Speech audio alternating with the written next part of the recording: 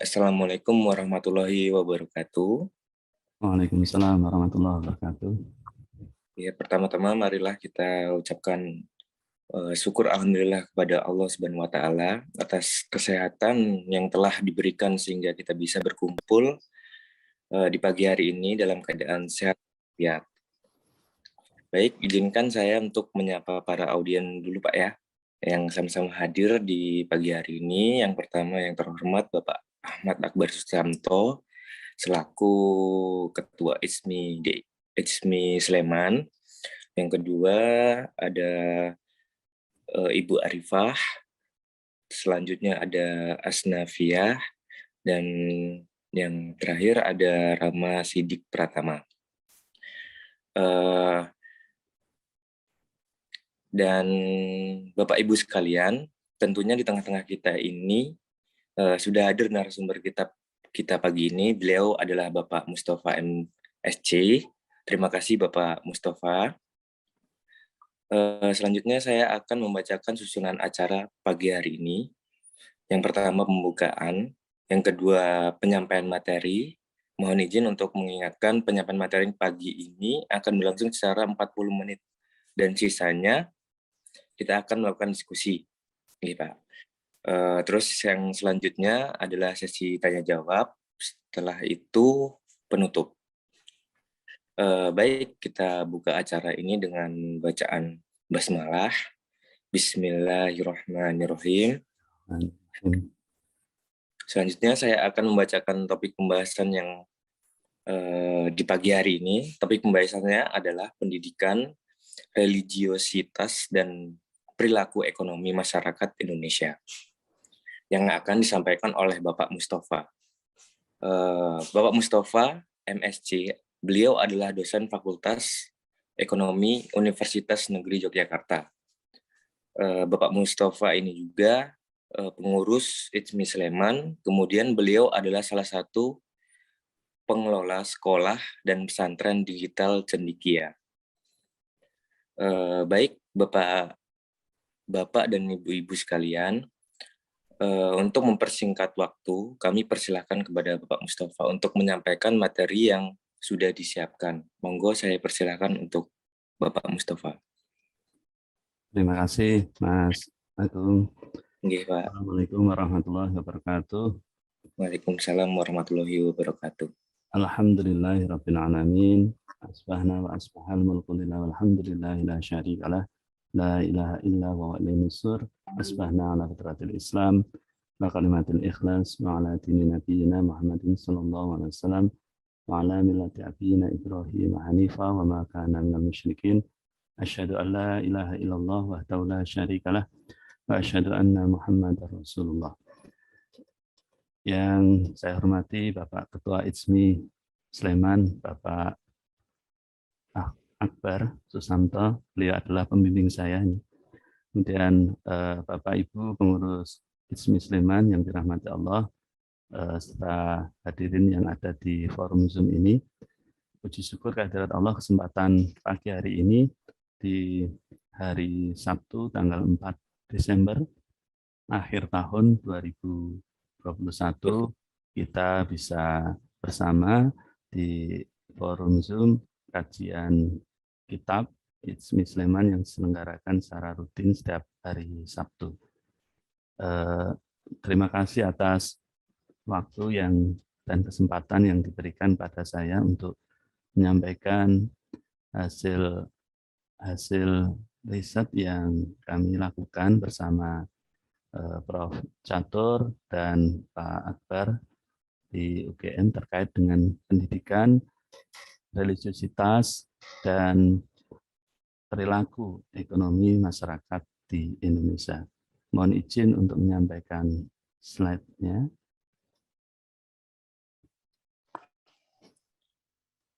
Apakah sudah bisa tayang di Zoom?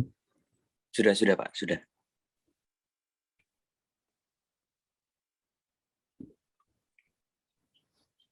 Jadi pendidikan, religiositas, dan perilaku ekonomi ini 3 kata kunci yang akan kita kaji pada kesempatan hari ini.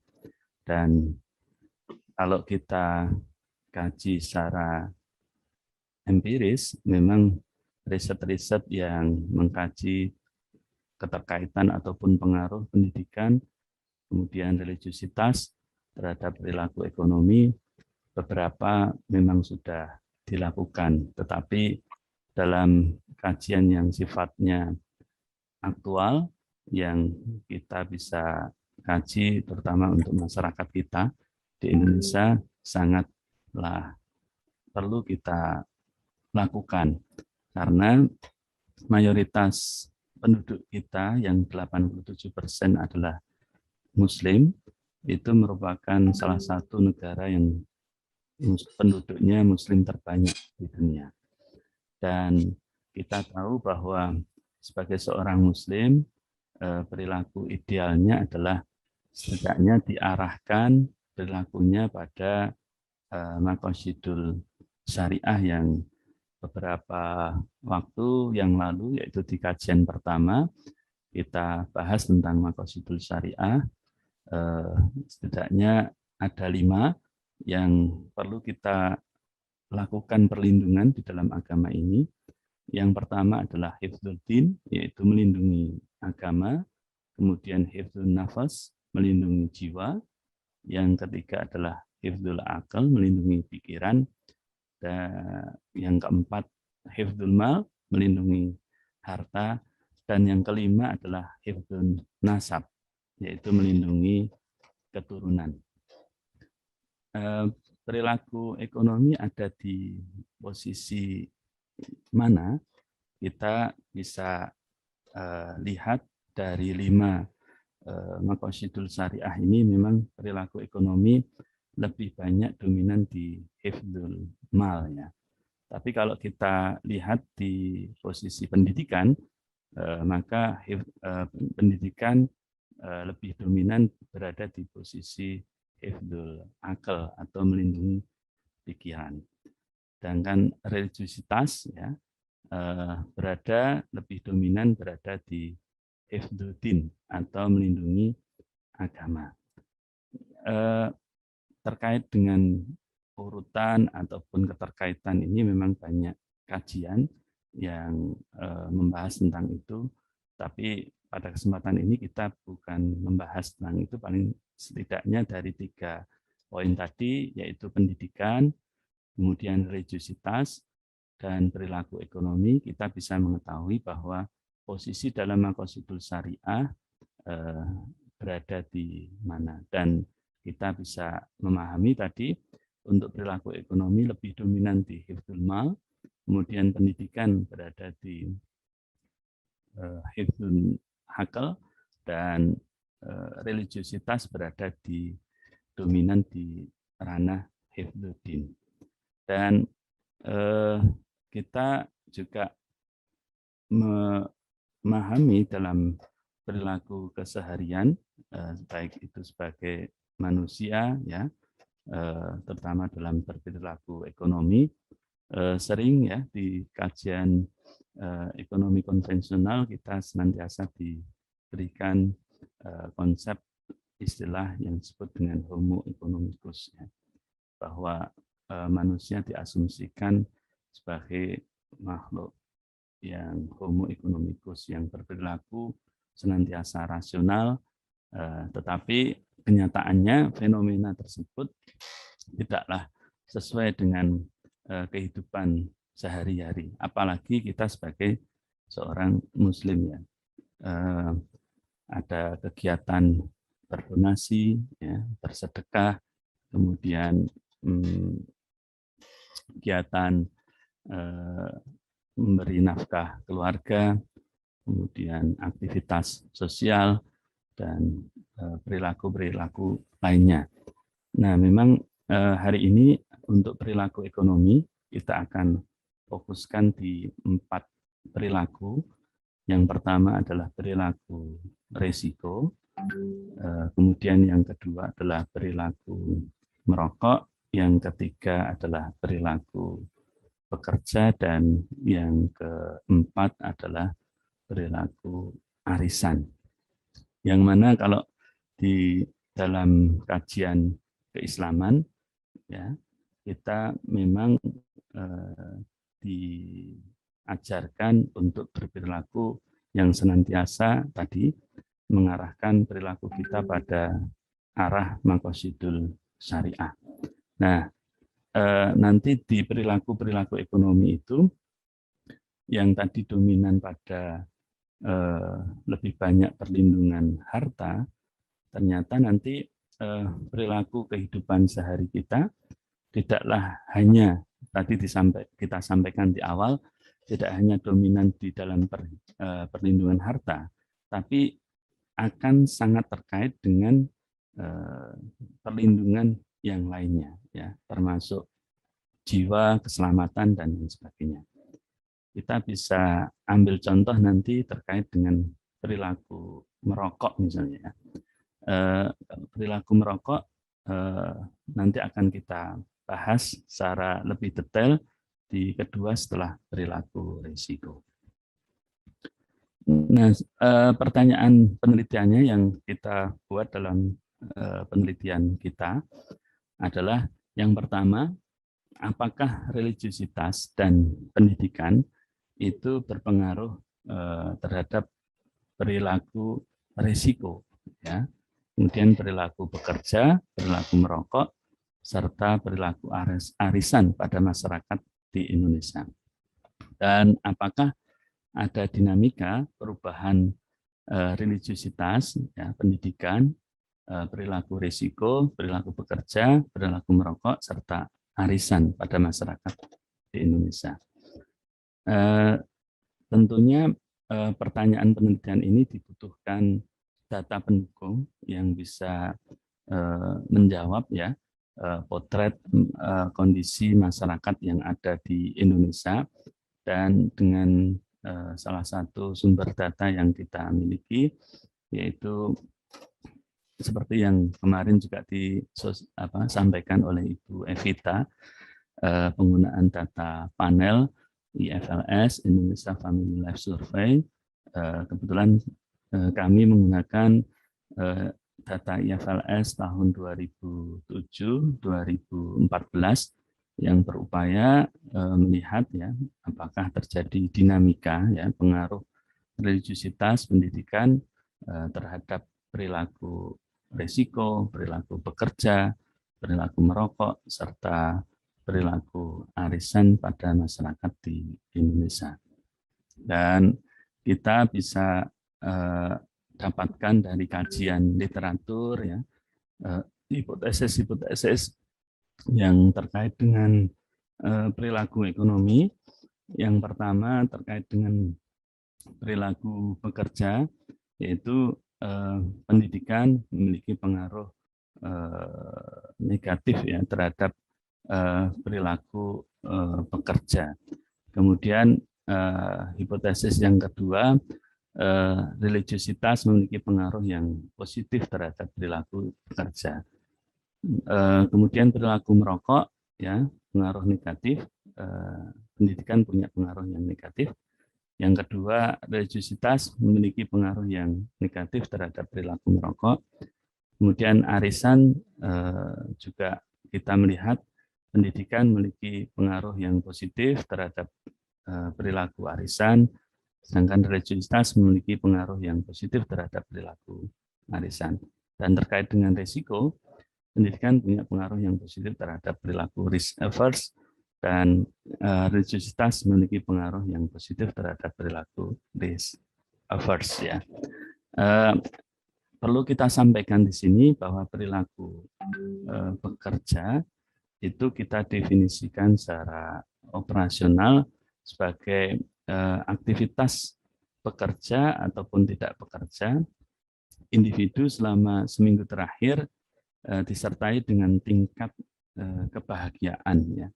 Jadi dimensi pekerja di sini kita lihat dari dimensi kualitas pekerja, tidak hanya dari sekedar apakah yang bersangkutan itu melakukan aktivitas pekerjanya selama seminggu yang lalu, tetapi juga melihat apakah kehidupannya itu juga merasakan kebahagiaan, sehingga perilaku bekerja kita definisikan sebagai perilaku aktivitas bekerja ataupun tidak bekerja disertai dengan tingkat kebahagiaan dalam hidupnya. Kemudian terkait dengan perilaku merokok, ya, kita gunakan data IFLS, kita dapatkan data rata-rata jumlah batang rokok yang dikonsumsi selama 1 hari, ya, dari jawaban kuesioner yang ada di buku 3A KM08. Memang ini Mas Agung, ya. Jadi perilaku merokok dan Bapak Ibu yang lain untuk yang di FLS ini belum menangkap perilaku merokok untuk yang elektrik, ya. Sekarang kan berkembang, ya, apa istilahnya merokok itu menggunakan rokok elektrik, ya. Kebetulan di FLS belum begitu ditangkap karena dilihat dari jumlah batang rokok. Kalau rokoknya elektrik nggak bisa dihitung itu batangnya berapa, ya. Nah, ini apa istilahnya salah satu yang mungkin belum bisa ditangkap di FLS. Kemudian juga di perilaku merokok ini nanti menarik, ya, karena kalau kita kaitkan dengan kondisi umat Islam di Indonesia yang 80-an% tadi adalah Muslim, dan fatwa MUI sudah mengeluarkan fatwa bahwa merokok itu adalah haram bagi ibu hamil dan anak-anak serta di tempat umum, ya. Jadi fatwa MUI-nya kan seperti itu, bahwa merokok adalah haram bagi ibu hamil, menyusui ataupun anak-anak dan berada di tempat umum. Dan nanti ada perbedaan pendapat, ya, terkait dengan merokok ini. Ada keputusan dari Majelis Tarjih Muhammadiyah dan MUI yang memang secara kita sandingkan itu memang berbeda. Nah, kita bisa melihat nanti di dalam hasil cross step, ya, hasil cross step bahwa ataupun di hasil regresi nanti terkait dengan religiusitas terkait dengan perilaku merokok. Yang ketiga adalah perilaku arisan, ya. Jadi arisan ini adalah sebuah tradisi yang ada di masyarakat Indonesia, dan kita bisa tahu masyarakat kita partisipasinya dalam arisan biasanya tidak hanya satu, ya, dan ini diambil dari data IFLS buku 3B PM01 keikutsertaan dalam arisan dan PM01A berapa jumlah arisan yang diikuti oleh masyarakat di Indonesia. Dan yang keempat adalah perilaku terkait dengan risiko. Ini memang juga menarik karena biasanya perilaku risiko ini terkait dengan perilaku lainnya, yaitu kita peroleh dari buku 3A SI, di mana di sana ada pertanyaan terkait dengan pengambilan risiko yang dijawab oleh responden IFLS, yang mana kita buat generate, ya, perilaku risiko ini adalah skor yang diperoleh oleh responden pada game pertama yang meliputi pertanyaan SI01 sampai dengan SI05, dan juga game kedua di SI11 dan SI15, ya. Ini yang lebih crowded, ya, karena kalau kita kaitkan dengan asumsi homo economicus nanti akan bisa terlihat, ya, apakah perilaku dari individu itu apakah rasional dan apakah rasionalitas itu konsisten ya. Nanti kalau di buku IFLS ya ada beberapa riset ya yang mengkaji tentang perilaku risiko ini ya, termasuk dari Mas Sanjaya di UGM terkait dengan perilaku risiko yang mengambil di buku 3A SI di IFLS. Pertama memang responden diberikan pilihan ya untuk menjawab. Pilihannya adalah ada 3 ya, yang itu ada di buku SI 01. Apakah memilih ya untuk menerima dari pilihan itu mana yang akan diambil ya. Dan dari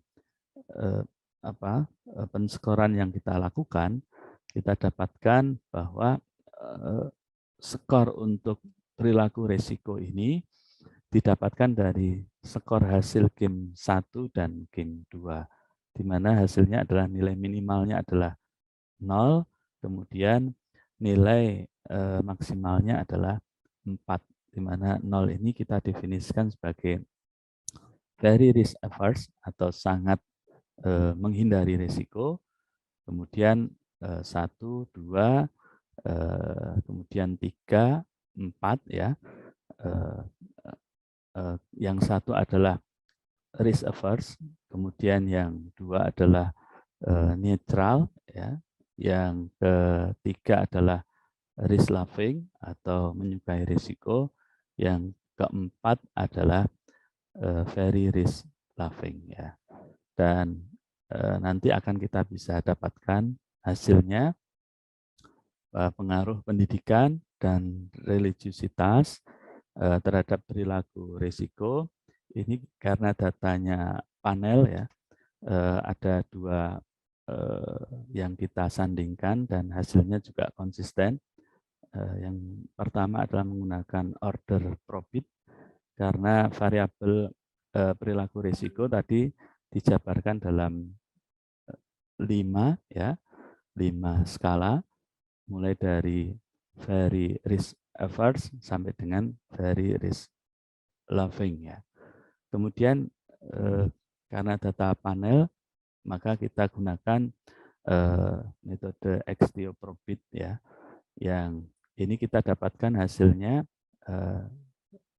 kita bisa tahu bahwa pendidikan itu punya pengaruh yang positif ya terhadap perilaku risiko pada masyarakat di Indonesia. Kita bisa mengetahui dari hasil regresi panel ini untuk yang berasal dari data IFLS 2007 dan 2014 untuk pendidikan berarti semakin tinggi pendidikan maka semakin probabilitas mengambil risikonya itu semakin besar ya. Dan kita bisa tahu dummy tahunnya yaitu 0 untuk 2007 dan 1 untuk 2014. Kita bisa maknai bahwa untuk tahun 2014 karena satunya 2014 itu perilaku risikonya itu meningkat ya. Kemudian yang menarik adalah ternyata religiusitas ini tidak berpengaruh terhadap perilaku risiko masyarakat di Indonesia. Jadi dari hasil regresinya tidak signifikan ya, dan ini kita juga gunakan variabel kontrol di level rumah tangga dan komunitas ya. Untuk level komunitas kita gunakan data yaitu sejarah terjadinya bencana di desa tersebut. Apakah dalam 5 tahun terjadi bencana alam yang ada di daerah tersebut. Nah hasilnya adalah positif, berarti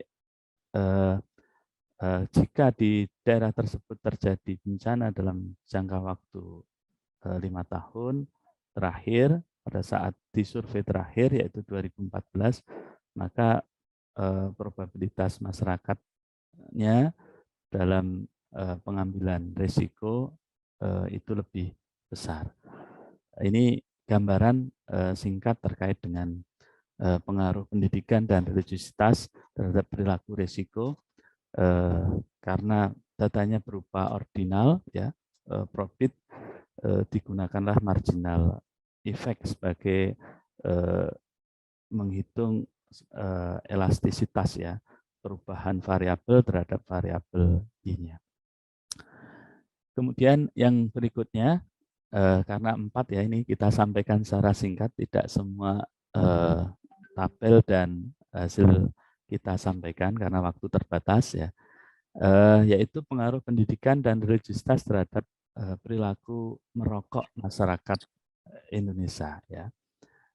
Kita karena tadi Y-nya adalah jumlah batang rokok, ya, yang dikonsumsi masyarakat dalam satu hari, ya, kita peroleh kalau yang tidak merokok ya 0, ya. Kalau di deskripsinya kita buat kategori, Mas Agung. Jadi masyarakat yang pertama adalah bukan perokok, yaitu berarti jumlah batang rokok sehari adalah 0, ya. Kemudian 1 sampai dengan 15 itu perokok ringan. Berarti ya 1 bungkus itu ya Mas Agung, ya. 1 bungkus rokok itu 1 sampai dengan 15 batang itu termasuk perokok ringan. Kemudian 16 sampai dengan 24 itu termasuk kategori perokok menengah atau sedang, dan di atas 24 itu perokok berat, ya. Data deskriptifnya kita peroleh nilai minimal jumlah batang rokok yang dikonsumsi dari data IFLS ini minimalnya adalah 0, maksimalnya adalah 80, ya. Jadi ada yang sehari itu habisnya 80 batang rokok. Berarti sekitar ya 7 bungkus, ya. Itu termasuk perokok berat itu, ya. Tetapi dalam kita untuk mengetahui pengaruh pendidikan dan religiositas terhadap perilaku merokok masyarakat Indonesia, kita gunakan tadi bukan skala ordinal, tetapi adalah jumlah batang rokok sebagai variabel dependennya. Dan kita gunakan, ya, dengan metode panel, kita pilih dari metode 3 itu ada pool least square, kemudian fixed effect dan random effect. Tetapi ternyata kita mendapatkan masalah heteroskedastisitas, ya, untuk data IFLS ini untuk yang 2007 dan 2014, sehingga kita gunakan metode SUR atau seemingly unrelated regression, ya. Ini salah satu teknik di dalam mengatasi heteroskedastisitas untuk data panel menggunakan metode SUR, ya. Dan ini sebenarnya tidak jauh beda dengan yang hasil random effect-nya. Kita bisa tahu di situ bahwa pengaruh dari tadi pendidikan itu negatif, ya. Jadi semakin tinggi pendidikan berarti jumlah batang rokok yang dikonsumsi semakin rendah, ya, semakin rendah. Sedangkan terkait dengan religiositas ini menarik, ya, karena kita jabarkan religiositas itu yang pertama terkait dengan ketaatan, ketaatan individu dalam menjalankan ajaran agamanya. Kemudian itu terkait dengan hablum minallah, ya, hubungan individu terhadap Tuhan. Kemudian yang kedua adalah kesediaan membantu, ya, masyarakat yang ada di desanya. Ini terkait dengan hablum minanas, ya, yaitu kita bisa dapatkan religiositas ini dalam dimensi yang dua tadi, tapi yang berbeda. Jadi hablum minallahnya itu negatif, ya. Jadi kalau ketaatan beribadah atau menjalankan agama itu berpengaruh negatif terhadap perilaku merokok. Jadi menurunkan perilaku merokok. Tetapi kesediaan membantu masyarakat yang ada di desa itu justru punya pengaruh yang positif. Jadi orang yang punya kebiasaan atau perilaku suka membantu itu justru ini pengaruhnya positif dalam berperilaku merokok. Nah ini yang menarik ya terkait dengan religiusitas ya dari dimensi ketaatan, dari dimensi sosial kita melihat dua hasil yang berbeda, yaitu yang ketaatan itu negatif, kemudian yang sosial positif ya. Itu yang sebagai kemudian yang ketiga adalah pengaruh pendidikan dan religiusitas terhadap perilaku bekerja masyarakat Indonesia ya.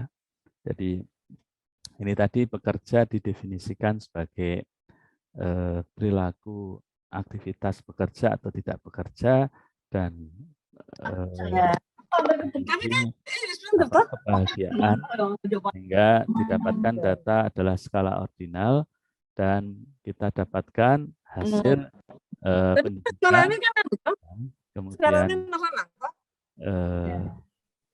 religiusitas baik dari sisi ketaatan dan kesediaan membantu itu punya pengaruh yang positif.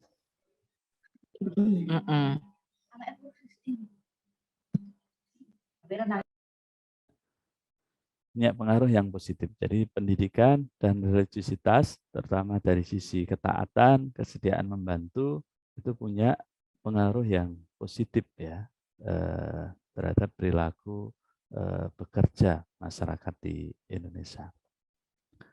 Kemudian yang keempat atau yang terakhir sebelum kita diskusi, yaitu pengaruh pendidikan dan religiusitas terhadap perilaku arisan masyarakat di Indonesia. Kita bisa dapatkan untuk perilaku arisan ini dari tahun 2007 ke 2014 mengalami peningkatan ya. Kemudian terkait dengan pengaruh pendidikan, kemudian religiusitas, baik dari sisi ketaatan dan kesediaan membantu, itu punya pengaruh yang positif ya.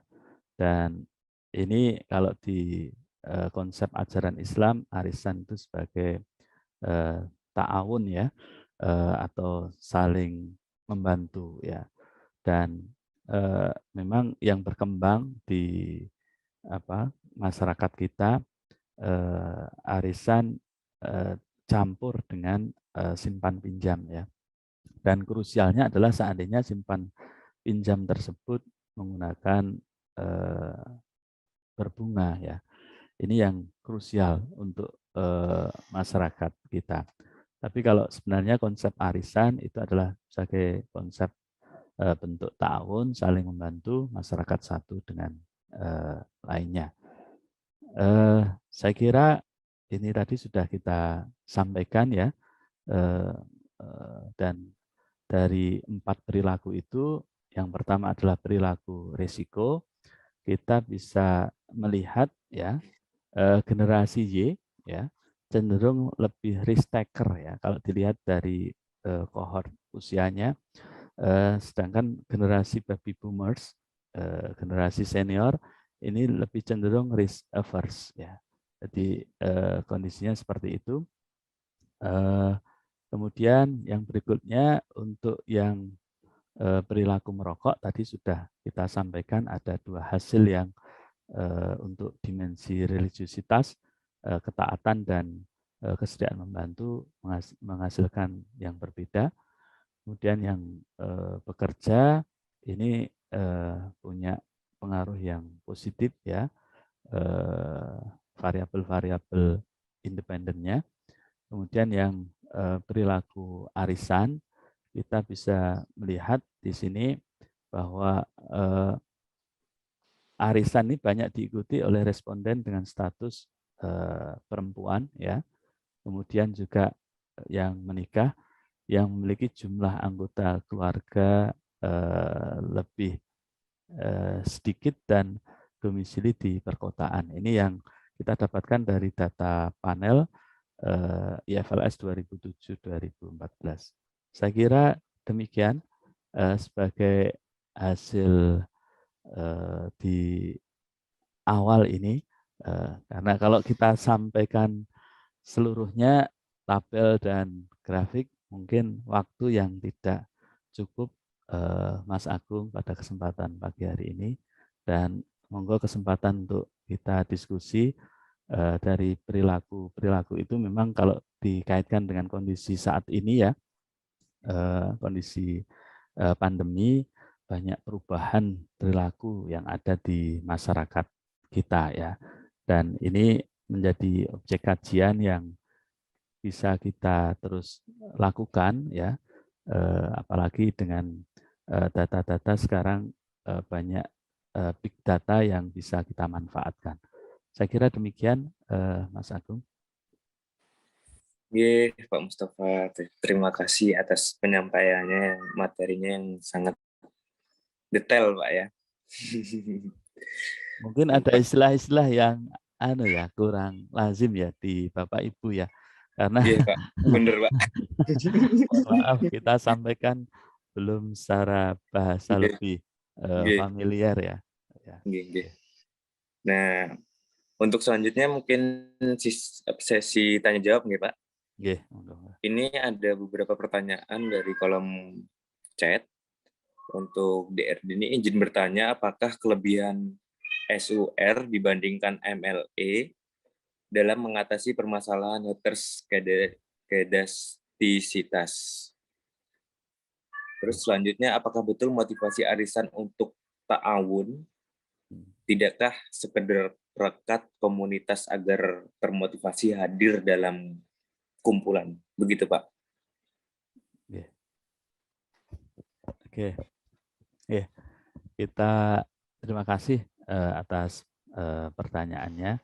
Yang pertama adalah apakah kelebihan SUR dibandingkan MLE dalam mengatasi permasalahan heteroskedastisitas ya.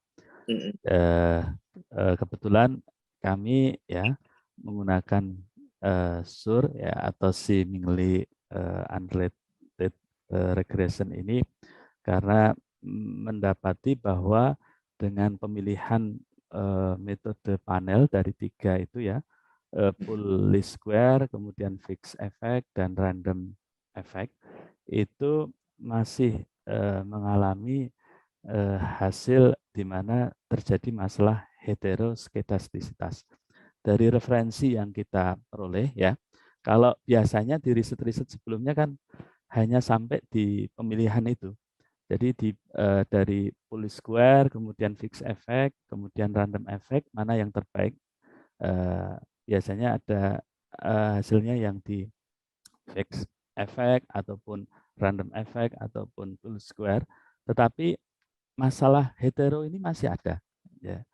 Sehingga di beberapa referensi yang kita dapatkan itu memang salah satu tekniknya adalah dengan seemingly unrelated regression ini, ya.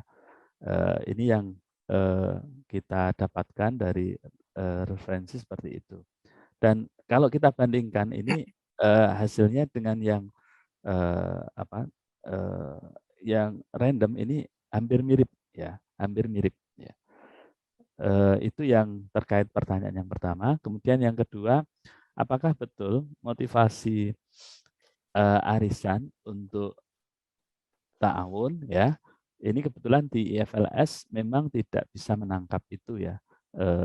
Motivasi mengikuti arisan itu apakah untuk tujuan membantu ataupun tidak. Jadi memang data yang diperoleh itu atau yang ditanyakan pada responden, apakah responden yang bersangkutan mengikuti arisan atau tidak, kemudian jumlah arisan yang diikuti, kemudian jumlah uang yang dikeluarkan dalam waktu 1 bulan dalam mengikuti arisan tersebut. Ya.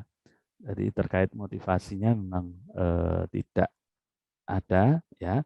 Sehingga ini ya belum begitu dalam ya, tetapi dari 3 itu setidaknya kita bisa melihat bahwa perilaku arisan ini memang kalau di beberapa riset ya menguatkan social capital Mas Agung, atau hubungan sosial satu dengan Siap. yang lainnya ya. Di beberapa riset ada yang mengkaitkan Roskas ya itu dengan social capital, dan hubungannya atau pengaruhnya memang positif ya.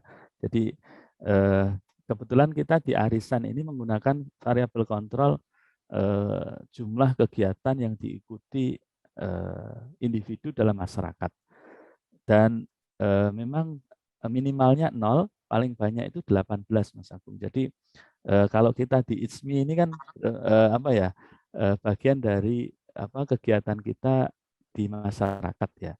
Jadi ada individu itu yang kegiatannya di masyarakat itu organisasi itu sampai 18 ya kegiatan itu ya. Nah ini luar biasa ya. Jadi itu ternyata punya pengaruh yang positif ya. Jadi semakin banyak kegiatan yang diikuti dalam masyarakat itu semakin banyak ya arisannya. Apalagi tadi yang kita dapatkan dari data deskriptif memang lebih banyak ibu-ibu yang berpartisipasi dalam arisan ini. Itu Mas Agung, nanti Oke, Pak. mohon pencerahan untuk yang tadi seandainya ada yang mungkin lebih baik ya daripada MLE tadi, mohon bisa dikoreksi saya. Oke. Oke. Baik, Pak. Untuk pertanyaan selanjutnya, Pak. Untuk dari Ibu Arifah ya, Arifah Rahmawati, terima kasih atas presentasi hasil penelitian yang menarik. Saya ingin tahu apakah juga dilakukan analisis terhadap perbedaan perilaku berdasar jenis kelamin antar perempuan dan laki-laki. Begitu, Pak. Terima kasih ya untuk Bu Arifah. Kebetulan kita di analisis regresi ini menggunakan variabel dummy.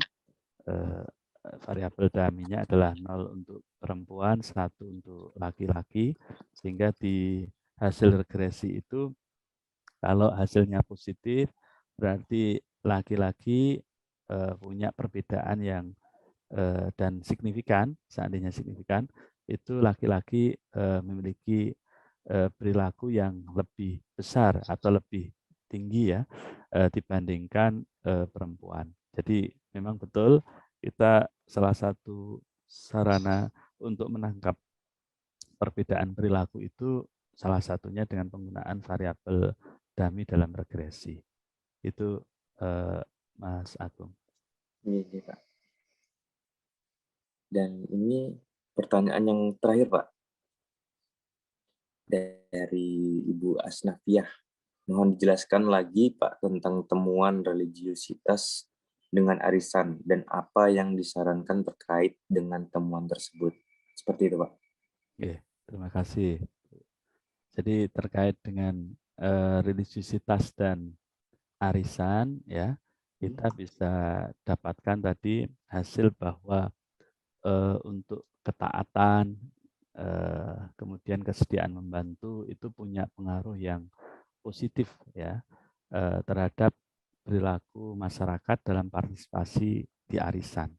Dan ini menandakan bahwa perilaku arisan ini akan semakin tumbuh berkembang pada saat masyarakat dari sisi aktivitas keagamaannya, terutama ketaatannya, kemudian kesediaan membantu pada sesama itu mengalami peningkatan.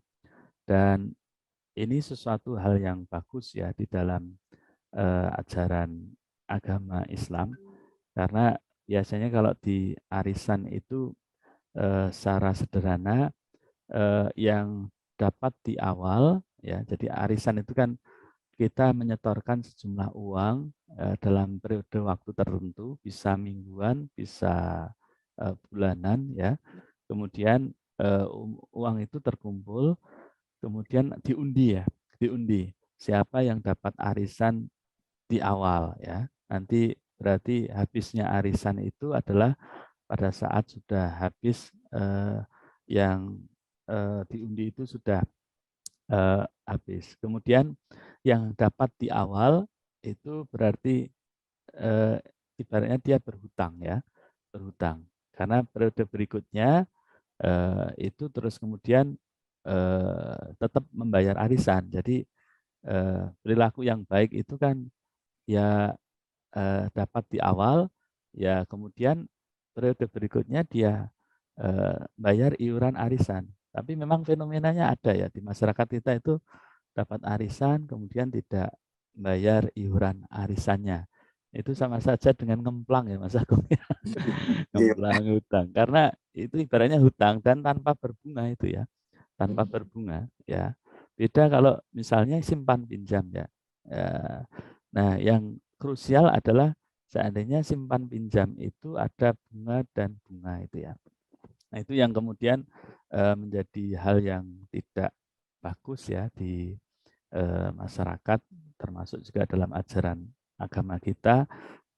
Dengan bunga itu akan sebagai bentuk riba ya. Dan memang tidak mudah ya membudayakan arisan, kemudian memang betul-betul arisan ini memberikan kekuatan pada umat Islam untuk saling membantu ya, saling membantu. Jadi memang ada beberapa sarana ya di dalam masyarakat kita, dan salah satu sarana itu adalah arisan ya. Karena dengan arisan orang yang mungkin butuh uang ya atau butuh barang itu bisa mendapatkan uang ataupun barang itu tanpa harus membayar bunga ya. Itu saya kira bentuk ta'awunnya seperti itu. Memang ada bentuk-bentuk sarana yang lain kayak infak, sedekah, kemudian apa istilahnya munasoroh ya. Itu bentuk-bentuk aktivitas mungkin sosial yang lain. Tetapi memang arisan juga bisa kita kategorikan sebagai bentuk ta'awun, saling membantu, meringankan dalam mencukupi kebutuhan, terutama tanpa adanya tambahan bunga tadi. Itu Mas Agung. Baik Pak, baik Pak, baik Pak. Dan kita masih ada waktu 9 menit lagi Pak ya. Ada pertanyaan dari Ibu Arifah lagi nih Pak. Ya. Mohon dijelaskan lagi apakah ada perbedaan perilaku mengambil resiko antara perempuan dan laki-laki? Jika ada, kira-kira apa penyebabnya? Seperti itu Pak. Yang pertanyaan terkait dengan apakah ada perbedaan ya perilaku mengambil risiko antara perempuan dan laki-laki ya. Jika ada, kira-kira apa penyebabnya? Ya ini yang memang perilaku risiko ini menarik ya. Jadi kebetulan itu oleh IFLS diberikan semacam 2 round ya, 2 putaran atau bahasa mudahnya game 1 dan game 2 ya. Di dalam pertanyaan kuesioner di buku 3A SI itu. Dan kita bisa apa istilahnya dapatkan tadi hasil regresinya terkait dengan laki-laki dan perempuan. Kita bisa dapatkan bahwa hasil regresinya dari variabel dummy ini adalah positif ya. Ya, positif ya. Jadi berarti kita bisa dapatkan untuk makna karena variabel dummy jenis kelaminnya adalah positif, maka untuk laki-laki ya itu memang punya probabilitas untuk melakukan risiko lebih besar ya daripada yang perempuan. Jadi karena ini adalah ordinal tadi variabel dependentnya yaitu mulai dari very risk averse, kemudian risk averse, kemudian netral terhadap risiko, kemudian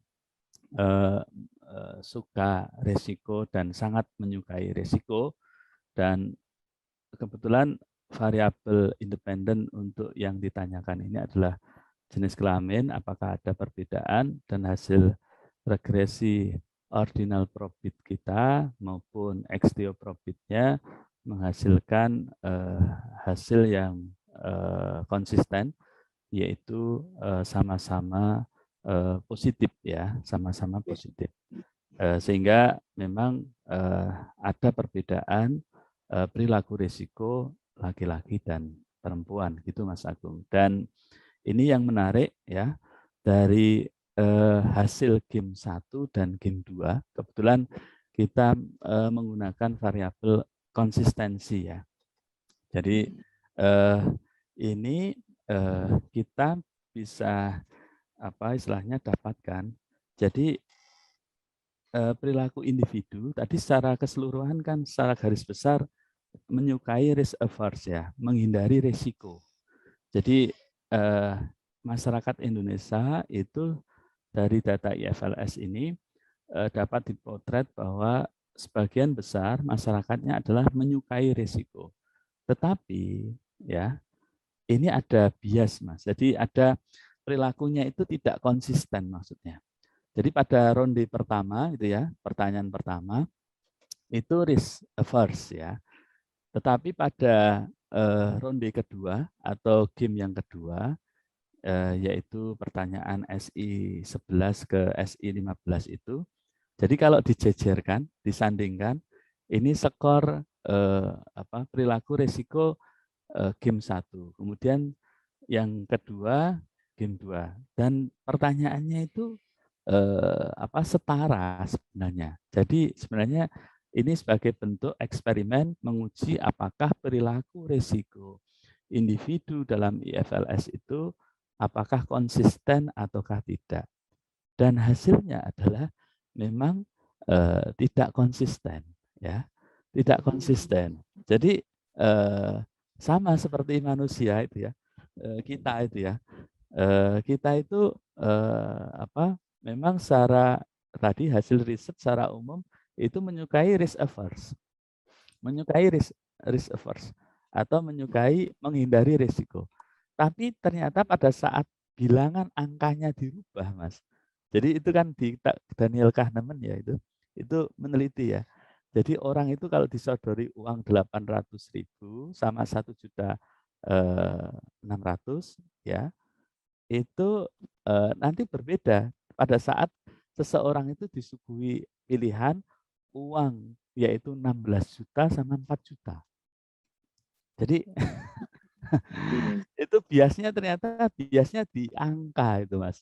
Jadi seseorang itu menjadi tidak konsisten karena beda angkanya itu. Jadi ini menarik itu kalau diteliti itu kita jejerkan yaitu menarik ini. Ternyata seseorang itu padahal pertanyaannya sama itu, setipe, cuma bilangannya yang berbeda itu ya. Jadi lebih menyukai yang 800.000 ataukah 1.600.000, kemudian di SI 11 itu ditawarkan ya sampai dengan SI 15 apakah lebih menyukai yang 4 juta ya atau yang 16 juta. 16 juta.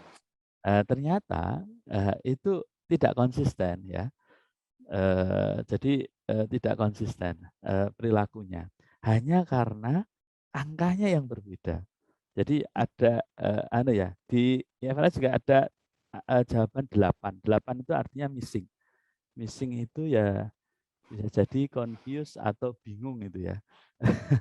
Jadi memang inkonsistensi istilahnya perilaku ini ada di individu, terutama di masyarakat kita di Indonesia. Makanya saya tambahkan itu variabel generate itu adalah konsistensi. Jadi kalau skor di ronde pertama sama dengan skor di ronde kedua, itu kan berarti konsisten ya. Konsisten. Jadi walaupun angkanya yang disodorkan itu beda, dia tetap konsisten. Jawabnya konsisten. Tetapi konsisten itu bisa konsisten risk averse, bisa konsisten risk lovers ya. Jadi bisa konsisten dia menyukai tidak menyukai resiko dan konsisten menyukai resiko. Nah, yang terjadi itu ternyata inkonsisten. Di ronde pertama itu risk averse, di ronde kedua itu risk lovers ya. Atau di ronde pertama itu adalah eh, risk lovers, di ronde kedua itu risk averse. Karena di ronde kedua ada yang sampai dia malah kalau ditawari uang dia harus ngasih uang, Mas. Jadi minus ya, itu minus 2.000 itu maksudnya ibaratnya kalau ditawari uang segini sama probabilitasnya minus itu ya, itu lebih suka mana? Ternyata ada yang memilih minus gitu ya. Nah, kalau suka minus kan berarti dia harus bayar itu ya ibaratnya. Ya ini berarti dia suka risiko. Dia suka risiko. Nah, ini yang terjadi ya. Ada yang di apa ronde pertama missing karena mungkin belum tahu ya dengan konteks jawabannya itu atau pilihannya, kemudian di ronde kedua dia memilih untuk risk averse atau risk lovers ya. Jadi memang konsistensi perilaku ini kalau kita kaitkan dengan tadi asumsi dalam Homo economicus, perilaku manusia itu inkonsisten. Ya samalah kalau kita dalam rumah ya, rumah tangga itu ya. Kalau tanggal muda begini, kalau yang pegawai itu ya Mas ya, itu ya kondisi kondusif ya.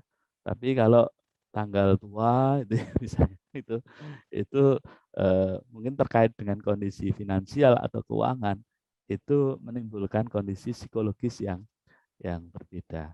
Sehingga memang behavioral economics apalagi di konteks ekonomi Islam itu sebenarnya suatu topik yang banyak bisa kita gali ya, banyak bisa kita gali. Termasuk juga motivasi-motivasi itu kan tergantung bahasanya ya, tergantung bahasanya. Jadi konteksnya adalah bagaimana kita memberikan motivasi ataupun nasihat itu dengan bahasa yang mungkin lebih tepat dengan tanpa harus menggurui, tapi dia bisa apa istilahnya memperbaiki perilakunya dan inilah yang sebenarnya kita bisa dapatkan ada bias kognitif, ada bias macam-macam itu ya di Daniel Kahneman itu ternyata punya apa istilahnya pengaruh yang berbeda sehingga sekali lagi kalau dalam bagaimana realisasinya kita dalam kehidupan sehari-hari ya pemilihan kalimat kemudian bagaimana kita secara wise mensikapi sesuatu itu menjadi hal yang penting ya dan inilah mungkin yang bisa kita sampaikan terkait dengan perilaku ekonomi mungkin baru sedikit ya dari sekian banyak belum ke konsumsi ya kemudian ke perilaku pola yang berubah ya saat ini kalau pandemi mungkin dari sisi konsumsinya kan mengalami perubahan ya dan perubahan itu kita bisa lihat generasi kita misalnya saya itu generasi saya sama Mas Agung usianya berapa Mas Agung sekarang? Saya masih 26, Pak. Nah, 26 itu dari sisi selera makan aja udah berbeda ya. Saya dengan teman saya di kantor yang usia 20-an itu sukanya berbeda ya. Yang muda-muda suka pedas, kalau yang saya yang sudah segini enggak begitu menyukai pedas dan jenis makanannya itu berbeda-beda. Beda-beda ya, beda-beda. Mungkin kalau generasi yang senior masih suka brongkos, suka tahu guling ya. Tapi kalau generasinya Mas Agung mungkin nggak kenal itu mungkin brongkos, tahu guling itu Iya, ya. Pak.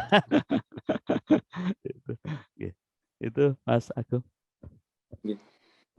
Nah, mohon maaf Pak, ini kan tadi saya keluar masuk Zoom-nya. Nah, ada pertanyaan terakhir dari Bapak DRD tadi tuh ya. Kemungkinan Pak. Sebentar. Ini senior saya ini, Pak Dudi. Nggak bisa terbaca Pak di tempat saya Pak. Mohon maaf. Sebentar. Izin tanya lagi, kalau nggak salah regresi model profit, logit, dan lain-lain, LPM estimasinya kan sudah menggunakan MLE. Nah, apakah MLE ini mensyaratkan lolos uji asumsi klasik, salah satunya heteroskedastika sebagaimana OLS Matunun. Nah, ini nanti mungkin bisa didiskusikan lebih lanjut ini dengan Pak Dudi ya. Memang sebenarnya kalau di pemilihan data panel, kita akan berangkat dari pemilihan data panel itu ternyata masih apa istilahnya mengalami masalah hetero ya, hetero.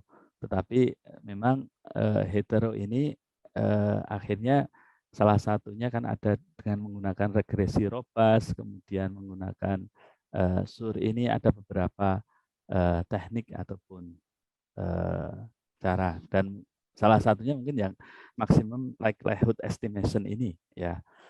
Cuma memang di konteks yang lain ada apa istilahnya metode SUR ya, seemingly unrelated regression ini yang kemudian kita pilih. Begitu Pak Dudi ya, Pak senior saya ini, dosen saya. Oke. Nanti dikoreksi kalau ada kesalahan. Baik, terima kasih Bapak Ibu sekalian. Mungkin dari Pak Akbar ingin menyampaikan sesuatu, Pak? Cukup, terima kasih. Karena waktu yang sudah menunjukkan 6.30 lebih 5, 6.35, kita sudah ada di penghujung acara nih. Terima kasih untuk Bapak Mustafa selaku narasumber kita pagi ini. Dan terima kasih untuk Bapak Ibu sekalian yang sudah berkesempatan hadir di kajian yang diselenggarakan oleh ITSMI Sleman. Saya akhiri. Wassalamualaikum warahmatullahi wabarakatuh. Waalaikumsalam warahmatullahi wabarakatuh. Terima kasih Mas Warahmatullahi Agung, wabarakatuh. terima kasih Pak Terima kasih Pak Mustafa. Terima kasih Bapak Ibu yang